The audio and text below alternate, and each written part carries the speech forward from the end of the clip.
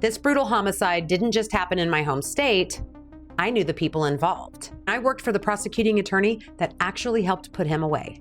Crothersville, Indiana, 2005. 10-year-old Katie Coleman walked to the dollar store to buy toilet paper after school, and she never made it home. The entire community was on edge. And we're talking a very small community. I lived in the town right next to it. Everybody was searching for her. And 5 days later, her body was found in a creek in Seymour, Indiana. The autopsy showed that she had drowned.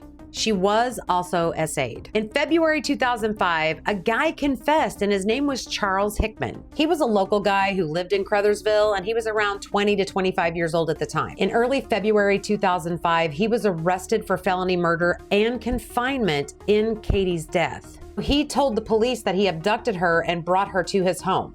The meth ring story blew up in the media, and for a while, he was treated as the main suspect. Then a few months later, the prosecutors dropped all charges against Hickman, calling the entire story that he was giving as incorrect. So the prosecutors started looking at the new evidence that was coming in. There was a witness that came forward and stated that they did see Katie in a white Ford truck and that she did not look distressed at all. The guy that ended up being arrested and admitted to the murders was a guy by the name of Anthony Stockelman. Later on after this happened, I worked for an attorney by the name of Stephen Pearson, who at the time was a prosecuting attorney, but when I worked for him, he was a defense attorney. And he told me the way they caught him, and he was the one responsible for prosecuting the case. When Katie was found, she was found in like a little pond area, and they actually took me out there where it had happened. She was found with her winter coat on. She was face down in the water with her hands tied behind her back. At the time, they didn't know who did this, but they did know that the person sat there and watched her drown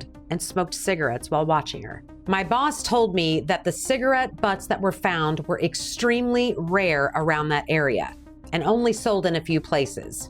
They were able to go to the gas station and find the ones that actually sold that brand. And that's how they found Anthony, AKA Tony. And then they found his white Ford truck.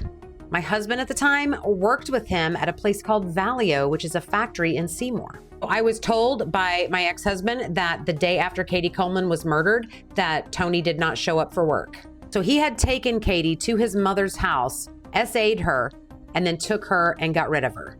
And the carpet fibers found on Katie were also found in his mother's house. He was convicted and sentenced to life in prison. And when the prisoners got a hold of him, they carved Katie's revenge in his forehead. This case literally haunted this area because we're talking very small town vibes here. Katie's story is one that too many people forgot, but I never will.